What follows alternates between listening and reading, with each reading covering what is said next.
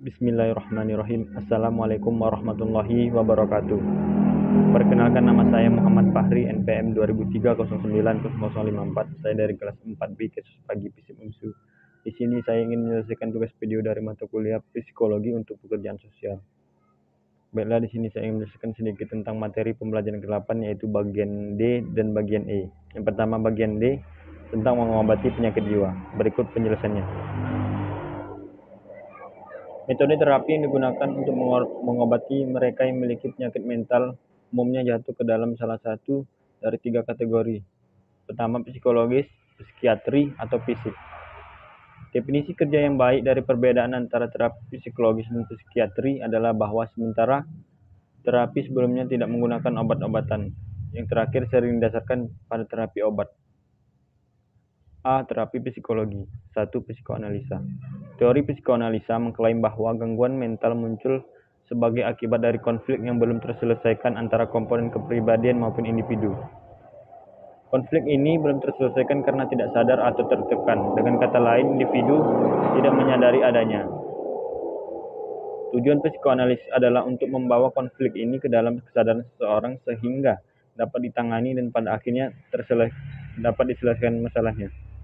Kedua, terapi perilaku. Terapi ini bekerja dengan mengganti respon belajar dari takut untuk respon alternatif relaksasi.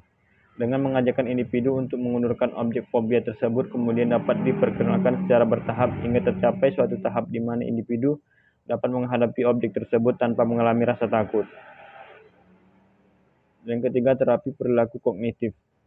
Terapi kognitif perilaku mencoba untuk menggabungkan kedua teknik modifikasi perilaku, kebiasaan, dan prosedur yang ditujukan untuk mengidentifikasi dan mengubah keyakinan negatif atau maladaptif.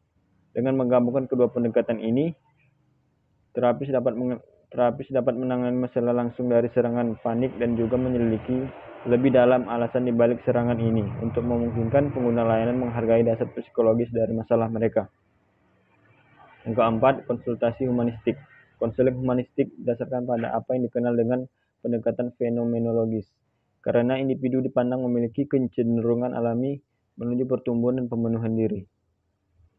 Ini berarti bahwa tujuan terapi humanistik adalah mencoba membuat individu kembali ke jalurnya dalam hal perkembangan psikologis.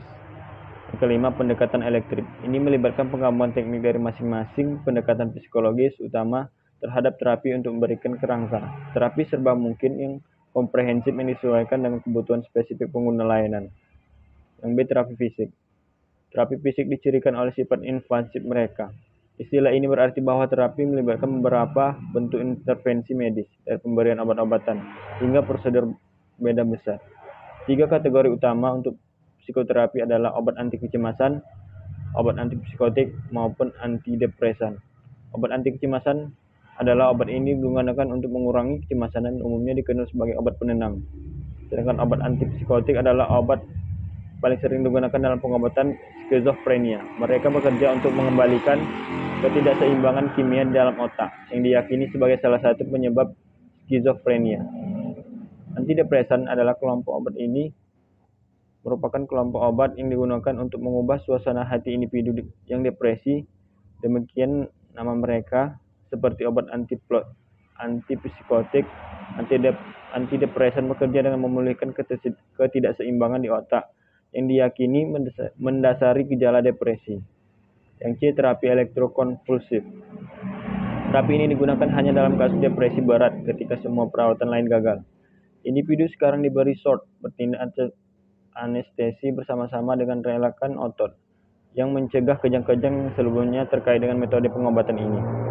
Yang D, psikosurgi. Psikosurgery melibatkan penghancuran area otak tertentu untuk meringankan gejala psikologis dan perilaku yang parah. Seperti halnya ECT, prosedur ini dipandang membantu dalam mengobati pasien depresi berat yang telah mencoba semua bentuk pengobatan lain namun hasilnya tetap gagal. Selanjutnya bagian E, contoh skizofrenia. 1. Gejala skizofrenia. Secara umum, skizofrenia dicirikan oleh disorganisasi parah atau gangguan kepribadian individu, pandangan yang terdistorsi tentang realitas, dan ketidakmampuan untuk berfungsi secara efisien dalam kehidupan sehari-hari. Yang kedua, gangguan pikiran dan persepsi. Hal ini sering tercermin dalam dalam cara pasien skizofrenia berbicara dan menulis. Misalnya dalam menulis, kata-kata dapat digabungkan menjadi frasa kecil yang masuk akal, tetapi ketika diungkapkan sebagai kalimat, kata-kata itu menjadi tidak berarti sama sekali. Yang ketiga, gangguan persepsi. Selama episode akut skizofrenia, individu sering melaporkan bahwa dunia tampak berbeda. Warna bisa tampak lebih cerah atau suara bisa lebih tampak keras. Penafsiran yang salah ini juga dapat mempengaruhi persepsi diri. Yang keempat, gangguan afek. Individu dengan skizofrenia sering tidak menunjukkan respon emosional standar. Mereka mungkin menertawakan sesuatu yang kebanyakan orang anggap menyedihkan.